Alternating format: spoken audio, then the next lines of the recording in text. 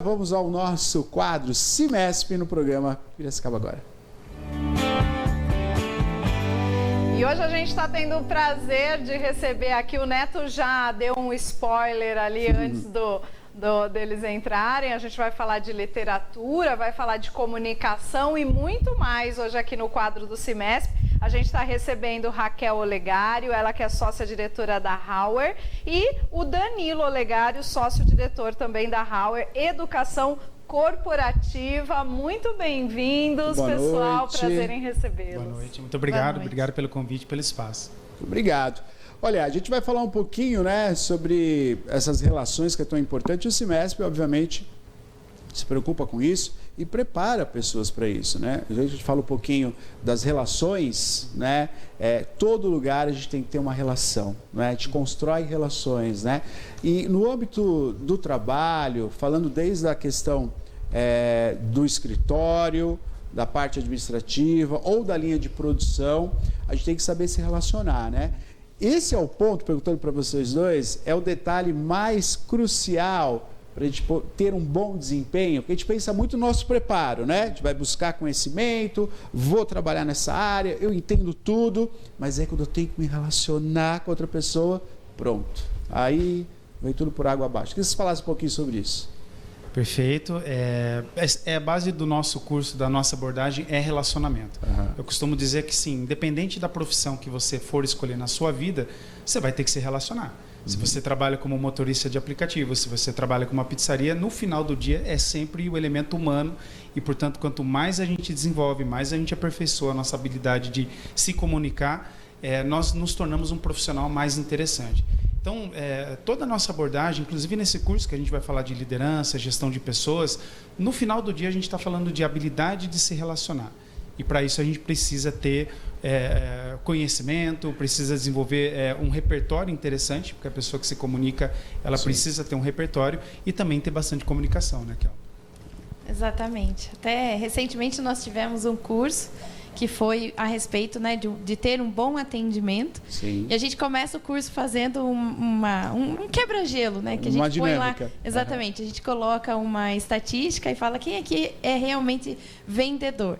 Alguns que trabalham diretamente, né, levanta a mão, outros não. Eu falei, aí que está o problema. Todos somos vendedores, Sim. independente se eu tenho uma função de analista no mundo corporativo, se eu tenho um empreendimento, enfim, estamos aqui todos para vender, né? E esse curso, especificamente, ele tem sido um sucesso, porque nós estamos fazendo a gente pega o elemento da tecnologia Sim. somado a essas questões da inteligência emocional, da parte comportamental do ser humano, né? Nós estamos hoje no mundo tecnológico Perfeito. Que nós não vamos, né, não tem como voltar para trás, muito pelo contrário. Mas como que a gente faz a junção dessas duas coisas para potencializar os nossos negócios, né? Que a gente tem uma consultoria e a ideia é essa, é prosperar os negócios através do capital humano, né, das pessoas. Perfeito. Nós estamos ao vivo, vamos falar um pouquinho mais desse curso que acontece no CIMESP, né? Obviamente que a gente vai estar detalhando aqui.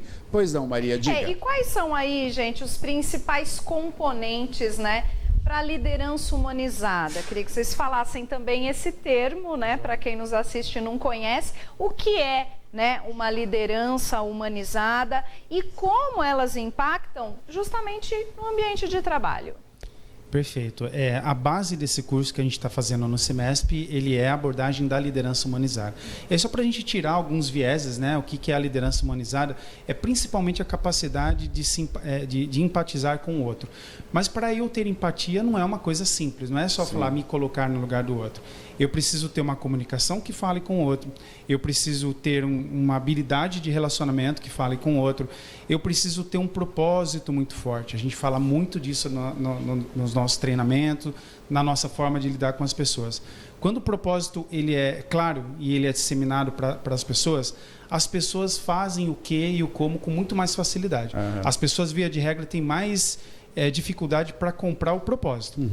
E quando você consegue, como líder, tangibilizar esse propósito, de levar as pessoas no caminho e dar para as pessoas essa segurança psicológica, que faz parte também do processo de liderança humanizada, o equilíbrio, né? O equilíbrio das partes, o equilíbrio de uma vida saudável, de uma vida equilibrada, de uma vida com resultado, de uma vida abundante. Então, a liderança humanizada, ela vem nesse lugar. Ela vem no lugar para trazer o ser humano no centro, à frente dos processos, à frente de planilha, à frente de tudo, porque o ser humano é o centro dos resultados. Então, qualquer negócio que eu tenho, ele passa necessariamente pelas pessoas.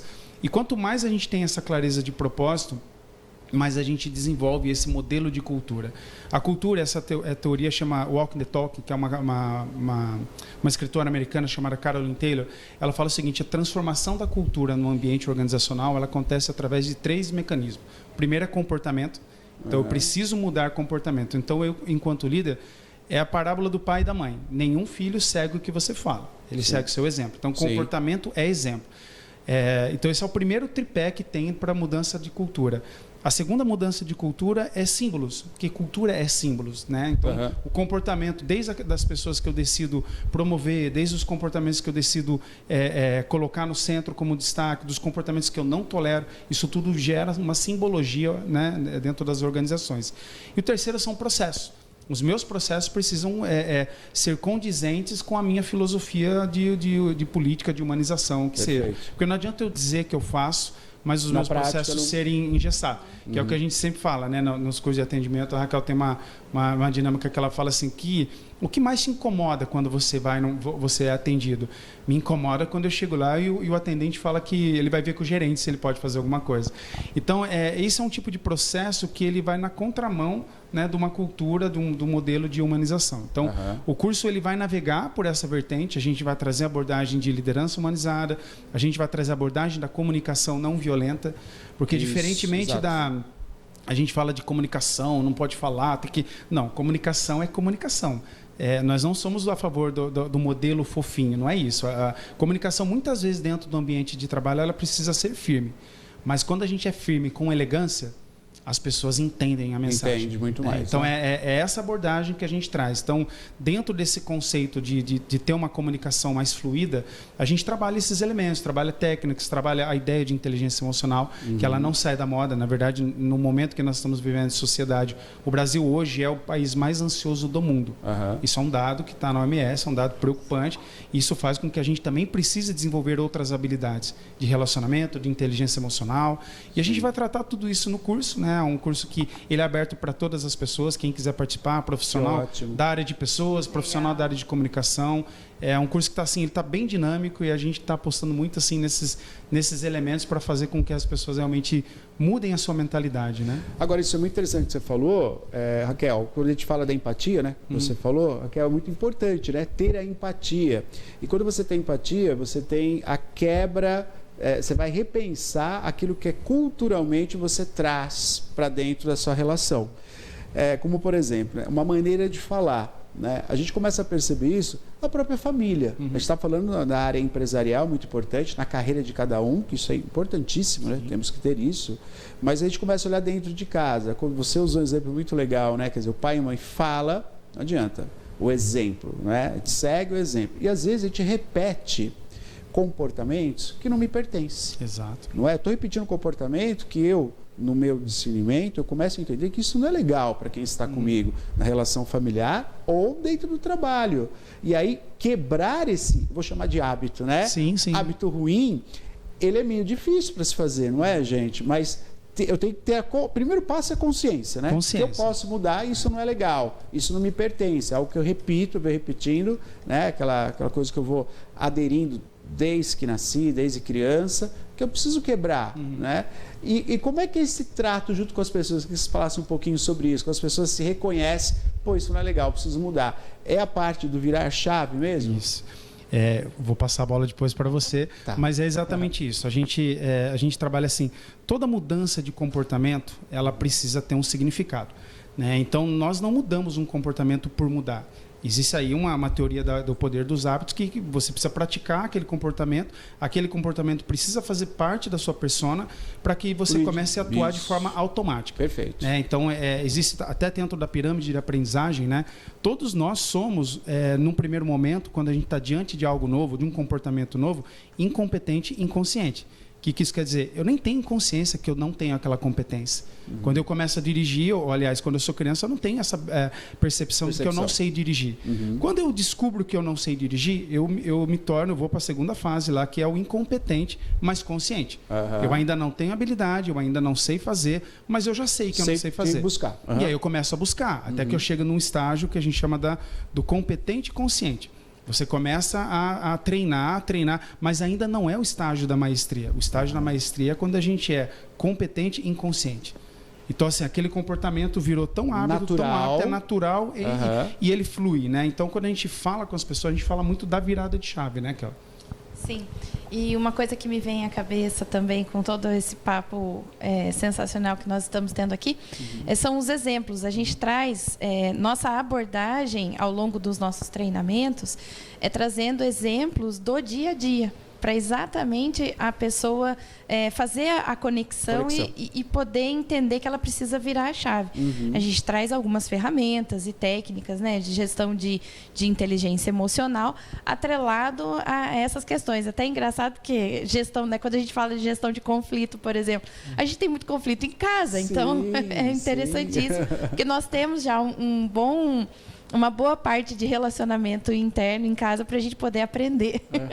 Muito bom. Olha, o Cimesp sempre acertando, né? Quer dizer, como é pertinente tudo isso, né? E você falou que é aberto para todos, né? Sim. E eu acho que um curso como esse, gente, para tudo. A gente trouxe a família aqui porque gerir, né, conflitos dentro de casa é bom hábito para se ter habilidade, é boa prática, né? Para ser uma habilidade para você levar isso para fora. E a maioria dos problemas que a gente vê no relacionamento é porque começa em casa mesmo, né? Sim. Não estamos colocando culpados, né? Porque as relações elas acontecem sem muito entendimento, não é isso? Daí justamente o curso dá para você entender as suas necessidades e aí começar a gerir. E você colocou nessa escala, ficou muito legal, nessa pirâmide para o entendimento. Gente, é um curso que vale muito a pena você fazer. Obviamente que para você que trabalha, que está no mercado, é muito bom. Para você que é professor, para você que está buscando agora, para todo mundo, gente. Eu acho que é um curso muito legal. Gestão de pessoas, a gente está falando da relação da sociedade. Você vai se relacionar com todos, né? Você tem que se relacionar, a gente vive em sociedade. E entender um pouquinho sobre isso é muito, muito, muito bom. Pergunta, público participando conosco. Pois não, Maria. Está aqui o Márcio participando com a gente, da Boa Noite. Boa noite. Ele quer saber como identificar a diferença de um líder e um esforçado. Bom, essa é uma pergunta boa, né?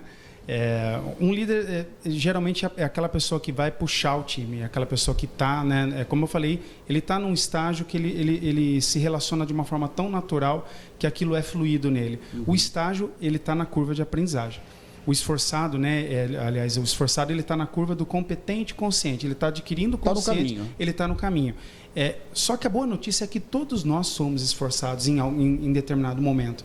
Então, assim, o nível de maestria, quando a gente chega nesse nível de maestria, é nenhuma área da vida, porque eu tenho um monte de áreas na minha vida. Então, assim, como você estava falando da questão do conflito, tem muitos líderes que são muito bons em gerir, em direcionar, mas que têm muita dificuldade para lidar com conflito. E o conflito é uma coisa que culturalmente a gente aprende a não gostar. E o que é errado? O conflito é bom. O que não é bom é o embate, é o embate de pessoas. Mas o embate de ideias, o contraponto, isso faz com que a gente cresça. O conflito é uma passagem, né? Passagem. Não é para se parar ali, é para passar. É igual o sentimento. A gente fala muito isso na inteligência emocional. Tudo bem você sentir raiva, não vamos ignorar o sentimento. Faz parte da natureza, faz parte. Né? Eu preciso sentir raiva, estou sentindo raiva. A inteligência emocional é o que você vai fazer com essa raiva. Perfeito. E quanto tempo você fica nela. Perfeito. Né? Quanto tempo você fica no sentimento de autopiedade, no sentimento... Então, assim, essa linha do esforço, todos nós somos esforçados em certa medida. Né? Eu estou me esforçando para mudar coisas de mim que eu adquiri consciência. Veio na bagagem, né? Tem que tirar.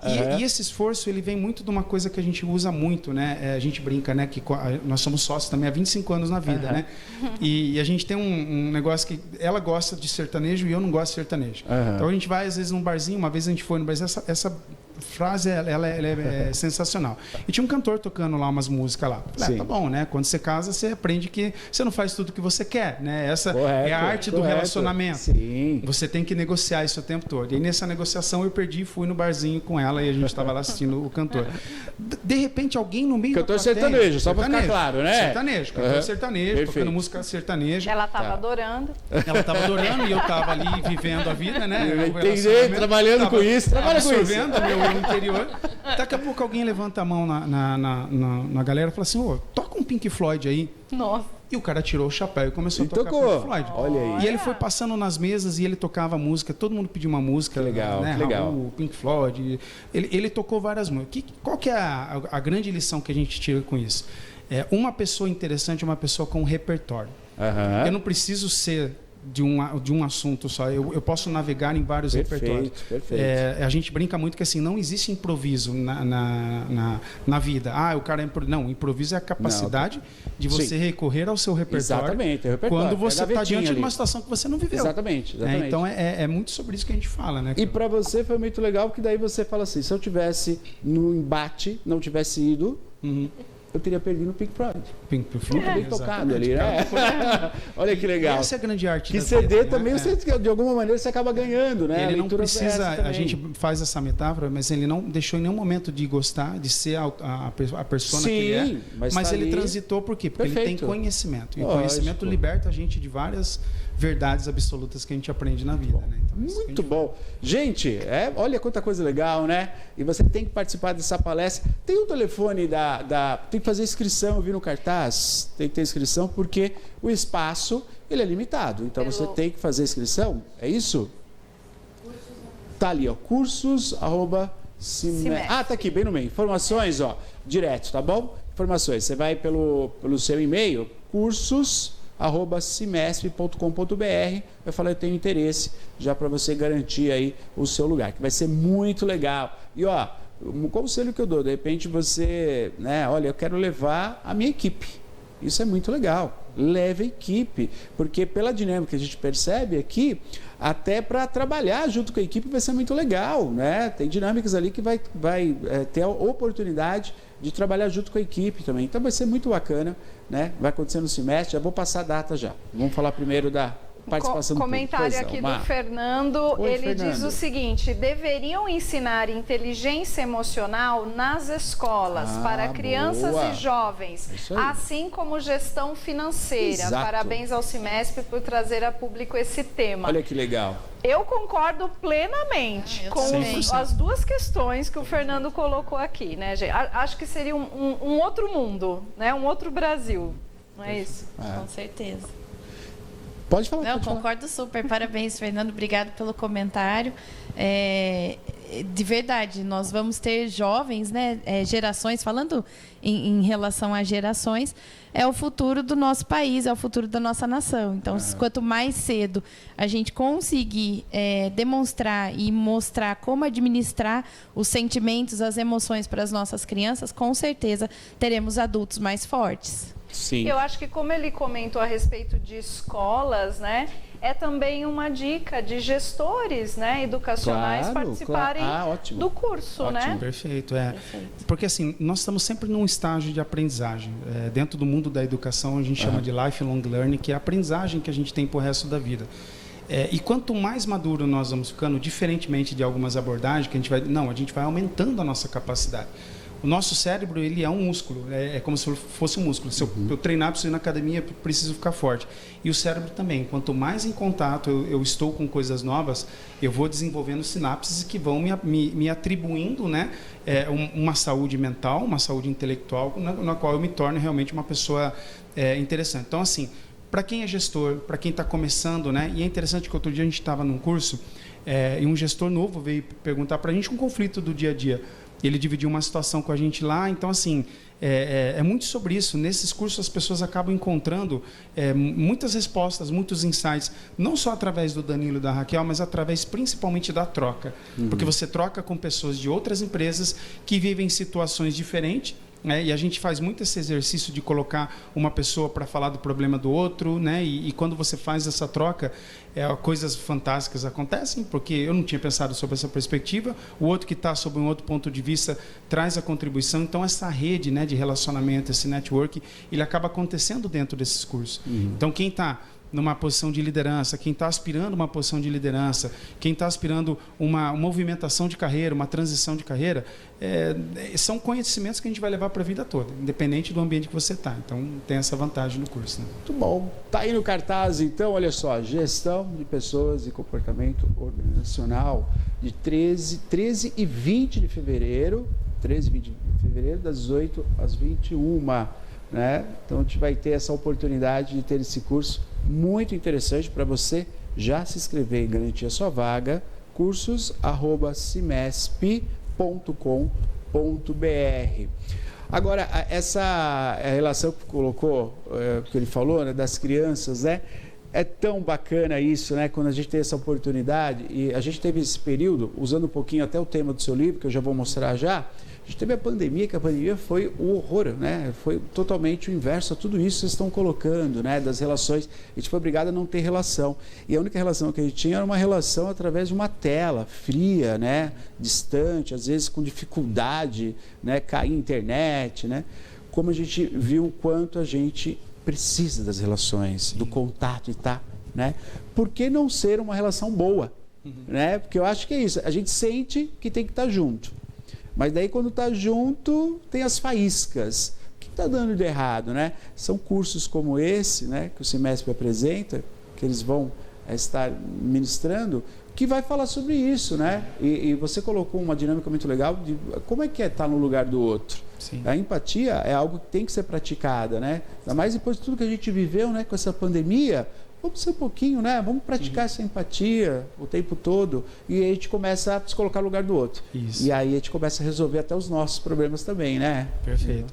Eu posso dar umas dicas de alguns livros assim, né? Pode, claro que pode. Eu gosto, a gente acabou de estudar um livro que chama Empresas que Curam. Empresas que curam. Então, assim, para quem está buscando entender o mecanismo das empresas, como elas funcionam, porque, assim, uma organização, ela tem que ser mais do que o lucro.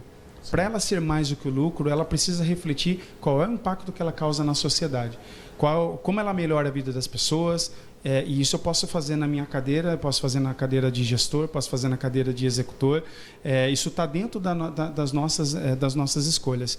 E uma coisa que traz muito sobre essa ótica da empatia é que a empatia, assim, mais importante do que se colocar no lugar do outro, a gente precisa fazer alguma coisa com isso. Porque só me colocar no lugar do outro, vamos chamar de um espasmo emocional, né? E muito mais do que isso, eu preciso me colocar, me preocupar verdadeiramente com o outro, fazer alguma coisa a respeito disso e, mais importante, até para a nossa saúde mental, voltar para o meu lugar, porque o lugar é do outro. Né? E aí já emendo empatia com inteligência emocional e com inteligência relacional. Então, eu preciso desenvolver essa habilidade de me colocar no lugar do outro, me sensibilizar com a dor do outro, me preocupar e ter atitude para fazer alguma coisa com aquilo, porque é só assim que a gente muda a vida, né? Sim. Senão eu fico só na literatura. Mas eu preciso conscientemente voltar para o meu lugar. Por quê? Porque a dor, a experiência, ela é do outro ainda, continua sendo do outro. Então, esse exercício é muito interessante, porque às vezes as pessoas também levam muito para o extremo, muitas vezes. Vamos nos colocar no lugar do outro. É bom, mas você precisa voltar para o seu, porque ele também é importante. Você também tem uma vida para gerenciar, Sim. Você também tem um cuidado que você precisa ter. Então, a gente transita muito nessa ótica.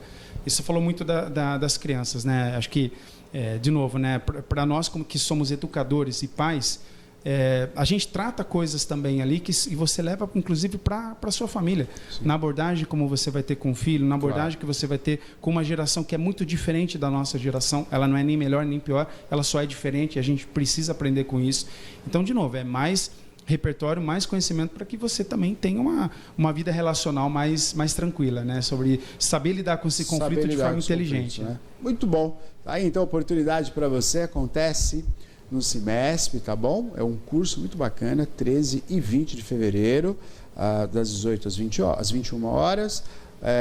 A inscrição é cursos@cimesp.com.br, uma estrutura maravilhosa do Cimesp. Parabéns a toda a diretoria do Cimesp que traz essas possibilidades. Aqui, na semana passada, acho que foi semana passada, quando o Eric esteve aqui, teve um telespectador que se manifestou dizendo assim, eu participo dos cursos, das palestras, eu vou em tudo do Cimesp. E essa é a grande devolutiva para a sociedade. O Cimesp faz isso, né? Porque sabe que isso transforma, né? Um curso como esse transforma as nossas vidas, né? E a gente tem que estar, hoje, a reflexão do dia falava sobre isso. Põe de novo para nós aí, até aproveitando a presença deles. A gente tem um quadrinho no começo que a gente faz a reflexão do dia, né? Sempre trazendo um pensante, um pensador. Olha que legal, do Rubens Alves, ó. E é justamente isso, o futuro não é o lugar onde estamos indo, mas o lugar onde estamos criando. E é isso, para criar um futuro bacana, você tem que se transformar. E transformar do lado bem, né? Transformar do lado bom, né? E buscar auxílio, que é o caso do curso de vocês, né? Que vão estar auxiliando a todos ali. Muito bom. Fala dos seus livros aqui. Esse aqui você lançou aqui, né? Isso. Falou dele aqui também. Vou colocar aqui, Luquinha, acho que é melhor, ó. Corta para essa. Isso aí, ó. Tá vendo? Aí, pronto. Olha só que legal. Então tá aqui. E tem mais literatura chegando aí, não é verdade? Ah, tem aí na tela? Abre para nós. Oh, obrigado. Ficou bem mais fácil. Pronto. Olha lá. Que bacana. Onde eu encontro esses livros? E tem um detalhe aqui que tem muita procura, né? No Sim. tema aqui, tem bastante gente procurando. Fala um pouquinho sobre os 2 exemplares que eu tenho aqui, por favor.